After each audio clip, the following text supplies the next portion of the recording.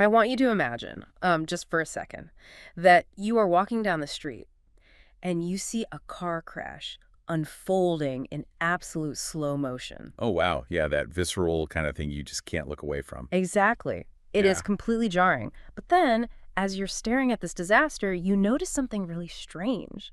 Like, there are cameras set up, there No. are corporate sponsors, there's literally a ticketing booth. You're being asked to buy a ticket to watch the impact. Which is just wild. It is, and that is actually the exact business model driving modern celebrity boxing right now.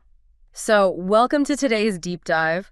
We are looking into a fascinating report called Monetizing Malice, the Dangerous Evolution of Celebrity Spectacle. That's a great piece. Yeah. And our goal today is to bypass those, viral clips you see on your feed and really look at the highly engineered and potentially dangerous machine operating right underneath them. That slow motion car crash is honestly the perfect entry point because the footage we see on our feeds, it's designed to look like an accident, right?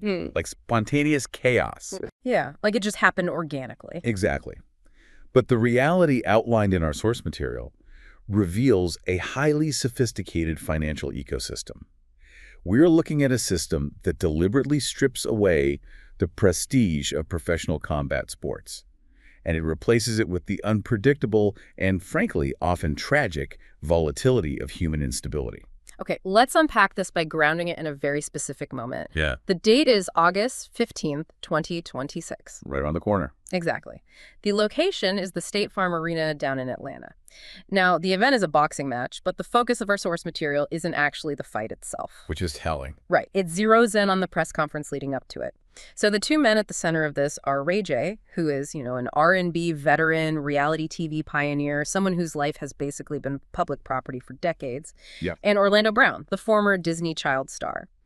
Now, Orlando's struggles with addiction and mental health have been heavily documented. They've unfortunately turned him into a sort of punchline in internet culture. Yeah, and putting those two specific figures in a room together, under the guise of promoting a combat sports event, it instantly vaporizes any standard pre-fight hype. Totally. You aren't getting a breakdown of training camps or strategy here. The Atlanta press conference bypassed sportsmanship entirely. I mean, it was just a barrage of graphic, sexually charged insults. Yeah, it was intense. The source notes that the hosts of this sit-down had to spend a significant portion of the event practically begging both men to tone down their explicit threats. Right, because it was purely engineered for maximum shock value. Which culminated in this ceremonial face-off that just completely disintegrated on live camera. I mean, Orlando Brown literally pulls out a wad of cash and slaps Ray J across the face with it. Oh, the stack of bills. A direct physical provocation with actual money. Security rushes in, the cameras are flashing, and the reactions captured in the text are incredibly telling about the whole dynamic. Ray J is trying to hold on to this sliver of composure. He says, "That's not cool, bro. You're lucky I let that slide, bro." And Orlando Brown is completely unfazed by the security or the tension in the room. He shouts back, "I'll beat your ass. Stop playing with me." Wow. He doesn't de-escalate because de-escalation doesn't go viral. And the tragic irony of this entire spectacle is that this matchup is just the undercard. Right. The actual main event of the evening is a historic, female-led card headlined by a legitimate world-class boxing champion, Claressa Shields. Yeah. Her incredible athletic achievement, her years of discipline, her technical mastery, it's all being entirely overshadowed by a cash slap. It's imagine going to a world-class Michelin star restaurant. Okay. You have the most incredible chefs in the world preparing an absolute masterpiece in the kitchen, but nobody in the dining room is actually looking at the food. Every single patron is pressed against the glass, staring out the window at a chaotic food fight happening in the parking lot. That's exactly it. But the most absurd part isn't that a food fight broke out, it's that the restaurant owner realized they could charge admission for the parking lot, and so they fired the chefs. Right. The maitre d' is out there scanning QR codes for the food fight, while the Michelin star chefs go completely unpaid. Which is literally what platforms hosting these events are doing. Why does the parking lot food fight get all the attention? Well, that shift in economic focus is the core of this analysis. If we look at the underlying mechanics of platforms like the Zeus Network, which host and promote these types of spectacles, we see a massive structural departure from traditional sports broadcasting. How so? Traditional boxing pay-per-views rely on a very expensive pipeline. They have to fund Olympic-level training camps. They hire elite commentators to analyze defensive postures. They build a narrative around athletic pedigree. Right, the overhead is massive for all of that. Exactly. But this new ecosystem just bypasses that entirely. They aren't selling athletic pedigree. They are selling parasocial drama. So they're in the business of transforming human volatility into lucrative subscription models. Precisely. When Orlando Brown slapped Ray J with that wad of bills, clips of that moment generated millions of organic impressions across social media within minutes. Millions? The promoters didn't have to finance a multi-million-dollar ad campaign or buy a Super Bowl commercial. The conflict itself is a self-sustaining marketing engine. Because the press conference mints the viral moments that feed the algorithm. It is the trailer for the movie, and the trailer gets 1 billion views. Right. In this landscape, the chaotic press conference is often far more economically valuable than the actual physical match that happens weeks later. But there is a psychological mechanism at play here too, right? Like, why does our brain prioritize a messy confrontation over a disciplined athletic feat? Negativity bias. Exactly. We are dealing with an evolutionary negativity bias. Our brains are hardwired to scan our environment for threats, for conflict, unpredictable behavior. A perfectly executed boxing jab just doesn't trigger our amygdala the way a screaming match and a wad of cash does. What's fascinating here is that the platforms understand this neurological quirk perfectly, and they've built a carefully engineered feedback loop around it. The audience is no longer just a passive observer. Promoters turn personal grievances into promotional assets because the algorithms disproportionately reward shock value. When you, the consumer, engage with that outrage, even just to leave a critical comment, it systematically escalates the online visibility of the argument. So it heats the fire. Exactly. It reaches a boiling point, and the only way for the consumer to see the resolution of that manufactured tension is to buy a ticket or a subscription. I see the mechanics of how the money is made, and the algorithmic logic makes total sense, but I have to push back a little bit here on behalf of the skeptical listener. Sure. Because you might be listening to this thinking, come on, isn't everyone in on the joke? People view this as harmless, scripted theater. It feels like modern WWE. We all know this isn't real boxing. It's just trash talk dialed up for the headline. That's a very common reaction. Right. So if the fighters get a paycheck, the promoters get their subscriptions, and the audience gets a laugh, what is the actual harm? Why are we treating this like a crisis instead of just lowbrow entertainment? The WWE comparison comes up a lot, but it misses a fundamental reality of what happens when untrained individuals enter a combat sports arena. The physical reality of it. Yes. Professional wrestling, while physically demanding and incredibly dangerous, is meticulously choreographed by highly trained professionals. They spend years learning how to work together to protect each other from severe injury. They learn how to fall. Exactly. How to fall, how to distribute weight, how to pull a punch. In celebrity boxing, you have untrained individuals swinging wildly, fueled by genuine adrenaline and often real animosity. And a concussion does not care if the fight was organized for social media engagement. Not at all. When the bell rings, the blunt force trauma isn't scripted.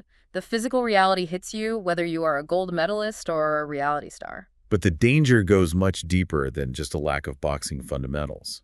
The real danger of this scripted theater misconception is that the mental and physical health consequences are terrifyingly real. We have to examine the deeply concerning backgrounds of the people being pushed into these high-stress arenas. Like Orlando Brown. Yes. The source text points out Orlando Brown's well-documented, very public battles with addiction and mental health. Instead of receiving privacy or medical support, his instability is being weaponized as a promotional tool. It is the literal monetization of personal collapse. Exactly. Which brings us to the human cost of this business model, and specifically to his opponent, Ray J. This was the part of the source material that legitimately stopped me in my tracks. It's incredibly alarming. It really is.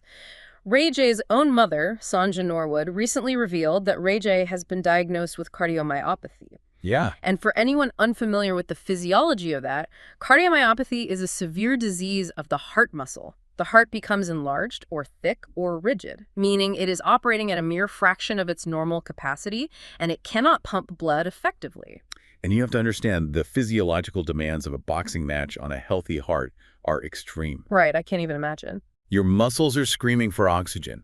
Your cortisol and adrenaline levels spike massively, and your heart has to work double time just to keep you conscious. Introducing an adrenaline dump and blunt force trauma to a heart with cardiomyopathy Mhm. creates an environment highly susceptible to sudden cardiac arrest. And yet it somehow gets worse, because the text notes that just a few weeks prior to this press conference in May 2026, Ray J participated in an MMA fight against someone named Super Hotfire. Yeah. In that fight, Ray J was knocked out, and the knockout was severe enough that it landed him in a hospital where he had to undergo evaluations for both his heart rhythm and a concussion. This raises an important question. What is the function of a state athletic commission in this new digital economy? Exactly. Where are the guardrails? Because pushing a man with a documented severe cardiovascular condition and a recent hospitalization for a knockout into a high-stress, physically violent arena is completely unprecedented in legitimate sports. We are not watching athletes rebuild their lives through discipline and martial arts. The media networks are directly capitalizing on human instability and medical vulnerability. Which means the promoters aren't just selling a fight, they're actively underwriting a medical liability. They're looking at a cardiology report and seeing a marketing asset. It's incredibly cynical. It feels remarkably like gladiatorial entertainment. I mean, in ancient Rome, gladiators were actually massive financial investments. They had doctors, special diets, sponsors who wanted to keep them alive to fight again. Right. Here, we are doing a digital pay-per-view version of the Colosseum, but we are taking people with addiction issues, mental health struggles, and literal heart conditions, treating them as totally disposable and putting them under bright lights to hit each other until one falls down. The industry is brushing aside real-life medical crises in favor of pay-per-view sales. When the barrier to entry for combat sports shifts from athletic excellence to digital notoriety, the guardrails completely fall away. Because there's no governing body saying no. Exactly. A legitimate boxing promoter would never clear a fighter with cardiomyopathy to step through the ropes. But an entertainment platform, operating outside traditional sports oversight, they view the medical risk as just an acceptable byproduct of the engagement metrics. So what does this all mean? If the promoters won't stop this dangerous spectacle, and the streaming networks have zero incentive to pull the plug because the overhead is low and the subscriptions are high, who actually stops the ride? Because it feels like the baseline for shock value just keeps moving, and we are on a collision course with a real tragedy. The uncomfortable truth embedded in this analysis is that it is fundamentally a behavioral economics problem. And the mirror turns directly toward the audience. Towards us. Towards all of us. In a digital media ecosystem, attention is the only currency that matters. Every single action you take is a microtransaction. Wow. Every share, every click, every comment, and certainly every purchase acts as a direct financial signal of demand to this business model. So even if you were just, hate watching it or watching the clip to laugh at how ridiculous the press conference is, you are still casting a vote. You are. You are telling the algorithm, I am lingering on this video, and the algorithm doesn't have a conscience. It doesn't know you are watching, ironically. It just has a mandate for engagement. Right. If you click, you signal demand. If you signal demand, the supply chain is going to manufacture more danger. The platforms have absolutely no incentive to prioritize the safety, the medical clearance, or the well-being of their talent, as long as the public continues to reward extreme spectacle. The source material paints a very grim trajectory of what happens if this behavioral loop doesn't break. It warns that if the algorithm keeps rewarding this, the boundary between entertainment and exploitation is going to vanish entirely. And think about what that means for the future of public figures. Their physical and emotional breakdowns won't just be tabloid fodder anymore. They will be structurally integrated as marketing funnels for the next big streaming event. We risk solidifying an era where struggling entertainers, people who might be facing bankruptcy, irrelevance, or active health crises, realize that the only viable way to remain financially solvent is to subject themselves to public humiliation or severe physical harm. It's terrifying. The industry will just have to keep pushing the envelope. They will have to escalate the violence and the drama to maintain that spike in the audience's attention. Until a completely preventable tragedy occurs on live television. We are literally funding the escalation until someone loses their life in the ring. Not because they were a professional athlete taking a calculated risk, but because they were a desperate celebrity being exploited for clicks. If we connect this to the bigger picture, recognizing the difference between competitive sports and packaged human tragedy is a crucial step in conscious media consumption. The economic incentives of the industry only shift when the demand shifts. Which brings us right back to Clarissa Shields. Yes. The actual, legitimate champion fighting on that very same card on August 15th. The source makes a brilliant point here.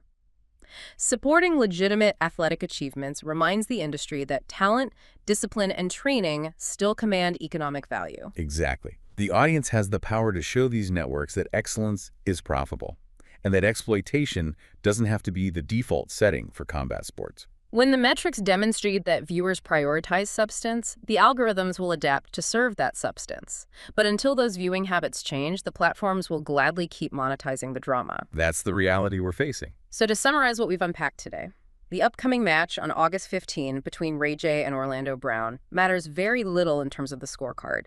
Who actually wins or loses the boxing match is completely irrelevant to the promoters. True.